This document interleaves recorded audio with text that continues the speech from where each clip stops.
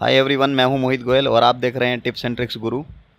आज हम बात करने वाले हैं 8 इंपॉर्टेंट पॉइंट्स के बारे में जो कि परचेज डिपार्टमेंट को जीएसटी इंप्लीमेंट होने के बाद ध्यान रखने हैं, जिनका उनके प्राइजेस पर, उनके डिसीजन मेकिंग पर इफेक्ट हो सकता है। तो आइए समझते हैं वो 8 पॉइंट कौन से हैं जो आपके बिजनेस डिसीजन के लिए बहुत इंपॉर्टेंट हैं। सबसे पहला पॉइंट, परचेज प्राइस या परचेज की कॉस्ट। ये एक बहुत इंपॉर्टेंट बात है कि जीएसटी के अंदर प्रोक्योरमेंट प्राइजेस को दोबारा लुक किया जाए और जीएसटी के इम्पैक्ट का एनालिसिस किया जाए कि वो आपके प्राइजेस पे क्या इम्पैक्ट डाल रही है। जैसे कि कुछ एग्जांपल हम दे सकते हैं जिसकी वजह से जीएसटी में प्राइजेस इम्पैक्ट होंगे। वो है सीएसटी, जो एक कॉस्ट का पार्ट बनती थी वो आपकी कॉस्ट को बढ़ाती थी। ऐसे ही जिससे आप परचेज कर रहे हैं वो भी कुछ ना कुछ सीएसटी परचेज करता था, तो वो भी उसका कॉस्ट का पार्ट बनता था। वो कॉस्ट अल्टीमेटली आपकी कॉस्ट बन जाती थी। तो अब जीएसटी के अंदर एक सीमलेस क्रेडिट ट्रांसफ़र होगा, तो इस केस में आपकी परचेज प्राइजेस कम होनी चाहिए। दूसरा, एंटी प्रॉफिटिंग लॉ जो डिपार्टमेंट ने इशू किया है जीएसटी ने, वो ये है कि अगर कोई बेनिफिट सप्लायर को होता है जीएसटी में आने की वजह से, तो उस बेनिफिट को वो अपने कस्टमर को ट्रांसफ़र करेगा। यानी आपको ये देखना है कि जो आपका सप्लायर है, अगर उससे कोई बेनिफिट हो रहा है जीएसटी की वजह से, तो वो बेनिफिट आपको ट्रांसफ़र होना चाहिए। इससे भी आपका परचेज प्राइस रिड्यूस होगा।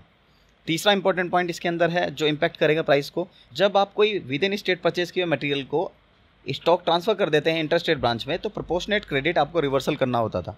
वो प्रोपोर्शनेट क्रेडिट आपका कॉस्ट का पार्ट बन जाता था। अब जीएसटी के अंदर ऐसा आरआईटीसी नहीं है, तो जो कि कॉस्ट का पार्ट नहीं बनेगा, तो आपके सप्लायर का भी वो कॉस्ट का पार्ट नहीं बनने वाला, तो डेफिनेटली उसके प्राइजेस कुछ कम होने चाहिए। तो इन तीनों पॉइंट को ध्यान में रखते हुए आपका परचेज प्राइस ज़रूर इफेक्ट होगा। तो आपको ये दोबारा देखना है कि क्या प्राइस कम होने वाला है या नहीं। सेकेंड इंपॉर्टेंट पॉइंट है ईओक्यू का लेवल, लीड टाइम और आपकी कैरिंग कॉस्ट। क्योंकि इन्वेंट्री मैनेजमेंट में ईओक्यू, लीड टाइम और कैरिंग कॉस्ट बहुत इंपॉर्टेंट रोल प्ले करते हैं।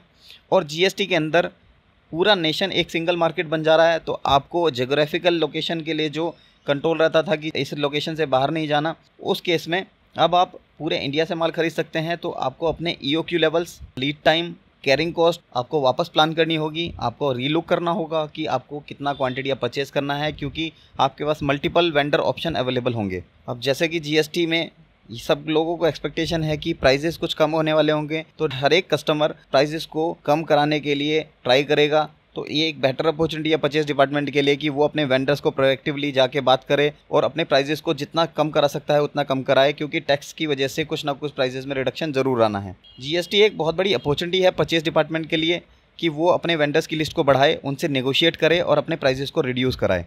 थर्ड इंपॉर्टेंट पॉइंट जो इसमें ध्यान रखना है वो है वेंडर परफॉर्मेंस और कंप्लाइंस रेटिंग।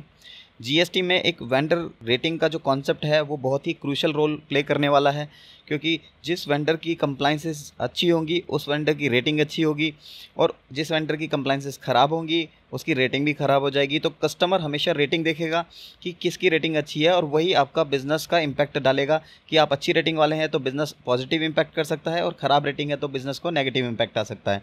तो आपको अपनी रेटिंग को इम्प्रूव रखने के लिए जीएसटी कंप्लाइंसेस पूरे करने होंगे और उसको प्रोएक्टिवली अडॉप्ट करना होगा। फोर्थ पॉइंट है matching concept for input tax credit. अब जीएसटी में एक बहुत इंपॉर्टेंट प्रोविजंस है जो जीएसटी रिटर्न्स में है कि आपने जो क्रेडिट क्लेम किया है वो क्रेडिट आपके सप्लायर की सेल के आउटपुट टैक्स से मैच किया जाएगा। यानी आपको क्रेडिट मिलेगा जब सप्लायर ने उसे प्रॉपरली रिटर्न में दिखाया हो। तो उसके साथ साथ आप क्रेडिट इनपुट की तरह तभी क्लेम कर पाएंगे जब आपके सप्लायर ने उसे प्रॉपरली रिटर्न में दिखाया हो और उससे रिलेटेड टैक्स को पेमेंट कर दिया हो। तो जहाँ पर सप्लायर कंप्लाइंस प्रॉपर कर रहे हैं वहाँ आपको आसानी होगी, आपकी कंप्लाइंसेस अच्छी रहेंगी। लेकिन जहाँ पे आपके वेंड सप्लायर ऑर्गेनाइज सेक्टर से नहीं है, अनऑर्गेनाइज सेक्टर से हैं, वहाँ पे प्रोक्योरमेंट करते टाइम आपको प्रिकॉशन रखना होगा कि इस तरह के वेंडर से काम ना किया जाए जिसकी कंप्लाइंस रेटिंग ख़राब है या जिसने कंप्लाइंसेस में कमी कर रखी है, क्योंकि इसका अल्टीमेट इफेक्ट आपके ऊपर आने वाला है। आपने जो क्रेडिट क्लेम किया है वो आपका रिवर्स हो जाएगा अगर आपके सप्लायर ने टाइमली टैक्स पे नहीं किया है, और साथ साथ आपको इंटरेस्ट सहित वो रिवर्सल करना होगा, जो कि एक आपके लिए नुकसान हो सकता है। तो आपको इसको ध्यान रखते हुए अपने वेंडर्स को सिलेक्शन करना है। पांचवा इंपॉर्टेंट पॉइंट है identify multiple new vendors. GST regime के अंदर बिजनेस डायनेमिक चेंजेस से गुजरने वाला है, तो पूरा इंडिया एक सिंगल मार्केट के तौर पे बनने वाला है। इस केस में एक बहुत अच्छी अपॉर्चुनिटी है बिज़नेस के लिए कि आप अपनी जोग्राफिकल लिमिट छोड़कर पूरे इंडिया को एक मार्केट मानते हुए डिफरेंट लोगों से कोटेशंस लें, मल्टीपल वेंडर्स को डेवलप करें, उनसे कोटेशन लें, और अपने जो करंट सिस्टम है कि 3 या 4 वेंडर से कोटेशन लेने का, उसमें ज़्यादा वेंडर से कोटेशन लें, नए वेंडर्स को डेवलप करें, रिवाइज कोट लें अपने एग्जिस्टिंग वेंडर्स से, और मैक्सिमम प्राइस जो आप चीप प्राइस पर खरीद सकते हैं उस प्राइस पर खरीदें सेम क्वालिटी का मटीरियल। 6th इंपॉर्टेंट पॉइंट है conducting vendor education programme for unorganised vendors. जैसा कि हमने अभी डिस्कस किया है कि जीएसटी के अंदर कंप्लायंस बहुत बड़ी इंपॉर्टेंट चीज़ है, तो इसी केस में जनरली देखा जाता है कि जो अनऑर्गेनाइज सेक्टर के सप्लायर्स हैं उनकी कंप्लायंस उतनी अच्छी नहीं होती जो कि ऑर्गेनाइज सेक्टर की होती है। अगर आपका सप्लायर कंप्लायंस प्रॉपर नहीं करेगा तो उसका अल्टीमेट इफेक्ट आपके ऊपर आने वाला है। तो इसको ध्यान में रखते हुए अगर आपको अनऑर्गेनाइज सेक्टर से परचेज़ करना है तो उनको एक वेंडर एजुकेशन प्रोग्राम के तहत उनको बुलाया जाए, उनसे डिस्कस किया जाए और उनको एजुकेट किया जाए कि कंप्लायंसेस का क्या इंपॉर्टेंस है और उससे आपको क्या लॉस हो सकता है और उनको खुद को क्या लॉस हो सकता है, जिससे कि जब उनको इस प्रोविजंस के बारे में पता होगा तो वो बेटर कंप्लायंस कर पाएंगे और आपका बिजनेस ईजी हो पाएगा। 7वां इंपॉर्टेंट पॉइंट है कि ऑब्टेनिंग इन्फॉर्मेशन फ्रॉम वेंडर्स। आपको अपने सप्लायर से कुछ इन्फॉर्मेशन ले लेनी है जो कि बेसिक इन्फॉर्मेशन है, वेंडर का नाम, उसका पैन नंबर, उसका जीएसटीएन नंबर, उसका आइटम और उसका एचएसएन कोड, क्योंकि ये बिलिंग करते टाइम आपको इसकी ज़रूरत पड़ेगी या आपको परचेज़ करते टाइम इसकी ज़रूरत पड़ेगी। तो आप अपने मास्टर को अपडेट कर लें जिससे कि आपको जीएसटी में बिलिंग करने में आसानी हो। 8वां और लास्ट इंपॉर्टेंट पॉइंट जो है वो है प्रोक्योरमेंट फ्रॉम अनरजिस्टर्ड वेंडर्स। जैसा कि हमने अपने पहले वीडियो में डिस्कस किया कि अनरजिस्टर्ड वेंडर से परचेस करने में कंप्लायंस का बर्डन रजिस्टर्ड पर्सन के ऊपर आ जाएगा रिवर्स चार्ज में। तो इस केस में एक तो कंप्लायंस बढ़ेगा, दूसरा आपका वर्किंग कैपिटल पे भी इसका इम्पैक्ट होगा, क्योंकि जीएसटी के अंदर अगर रिवर्स चार्ज में आपको टैक्स पे करना है तो मटेरियल रिसीट होते ही आपकी लायबिलिटी जनरेट हो जाएगी, आपको तभी पेमेंट करना होगा।